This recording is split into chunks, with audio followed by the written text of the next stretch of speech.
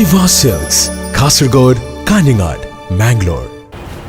മലപ്പുറം ശാന്തിനഗറിലെ ക്ഷേത്രം ആക്രമിക്കപ്പെട്ട സംഭവം പിടികൂടിയത് സംഘപരിവാർ ബന്ധമുള്ള ആളുകളെയാണ്.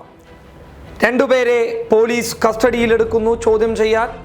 അതിലൊരാൾ BJP സ്ഥാനാർത്ഥിയുടെ അനുജനാണ്. എന്നാൽ പോലീസ് ഒരാളുടെ അറസ്റ്റ് രേഖപ്പെടുത്തുന്നു. അയാളാണ് രാമകൃഷ്ണൻ.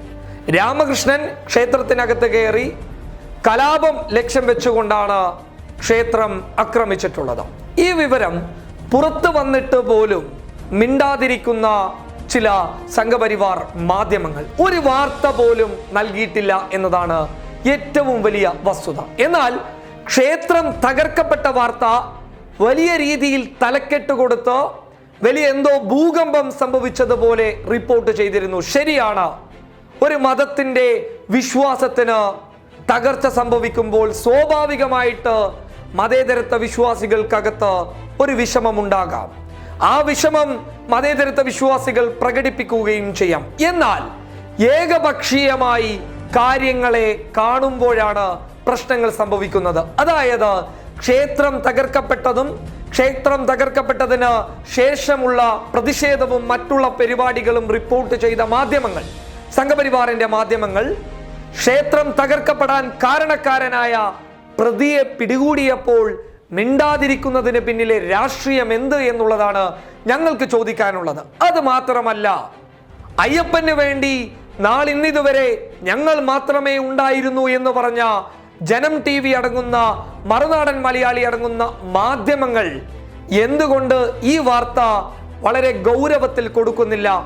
അതിന് പിന്നിലെ രാഷ്ട്രീയമാണ് ഇന്ന് കേരളത്തിലെ പൊതുജനം ചർച്ച ചെയ്യുന്നുള്ളത്. സംശയം വേണ്ട. കാരണം ഒരു വാർത്ത പോലും വളരെ വ്യക്തമായി വസ്തുതാപരമായി നൽകാൻ തയ്യാറാവുന്നില്ല. ലക്ഷ്യം കലാപമാണ്. കലാപത്തിന് കോപ്പുകൂട്ടാൻ വേണ്ടിയിട്ട് നവമാധ്യമങ്ങളെ സംഘപരിവാർ ഉപയോഗിക്കുന്നതിന്റെ ഏറ്റവും വലിയ സത്യമാണ് നമ്മളിപ്പോൾ കണ്ടുവരുന്നത്. അല്ലാതെ ശബരിമലക്കകത്ത് സ്ത്രീകൾ കയറിയെന്ന പ്രശ്നത്തെ മുന്നിൽ നിർത്തി രാഷ്ട്രീയ വോട്ട് ബാങ്ക് നടത്തിയ BJPയുടെ നേതാക്കന്മാർ, സംസ്ഥാന നേതാക്കന്മാർ എവിടെ പോയി ഒരു പ്രസ്താവന ഇറക്കിയോ അല്ലെങ്കിൽ എന്തെങ്കിലും ഒന്ന് ശബ്ദിച്ചോ? ഇത് മലപ്പുറത്തെ ശാന്തിനഗറിലെ മാത്രം പ്രശ്നമല്ല.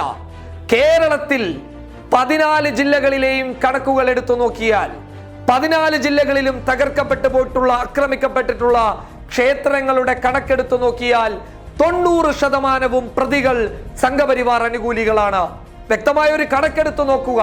10% മാത്രമായിരിക്കും മറ്റു വർഗീയവാദികൾ ഉണ്ടാവുക.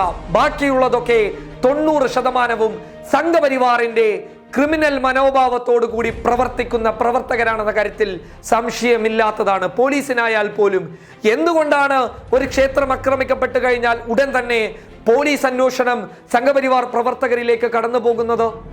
അതിൽ നിന്ന് തന്നെ ഇവരുടെ രാഷ്ട്രീയം മനസ്സിലാവുന്നുണ്ട്. ലക്ഷ്യമാണ് പ്രാധാന്യം.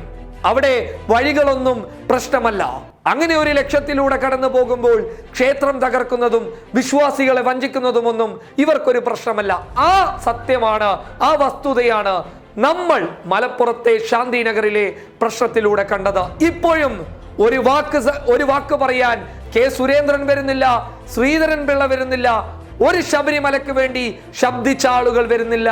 നിങ്ങൾ മനസ്സിലാക്കേണ്ടത് തകർത്തത് അയ്യപ്പ ക്ഷേത്രമാണ്. ഇല്ലാതാക്കാൻ ശ്രമിച്ചത് അയ്യപ്പ ക്ഷേത്രത്തിനെയാണ്. എന്തുകൊണ്ട് അയ്യപ്പന് വേണ്ടി വാദിച്ച നിങ്ങൾ ഇപ്പോൾ മുന്നോട്ട് വരുന്നില്ല? വ്യക്തമായ രാഷ്ട്രീയം കേരളത്തിലെ പൊതുജനങ്ങൾ മനസ്സിലാക്കി കഴിഞ്ഞു. ഇനി ഈ നാടകം അവസാനിച്ച് നിങ്ങളുടെ പോക്കറ്റിൽ തന്നെ കൊണ്ടുപോയി വെക്കുക. News desk public Kerala.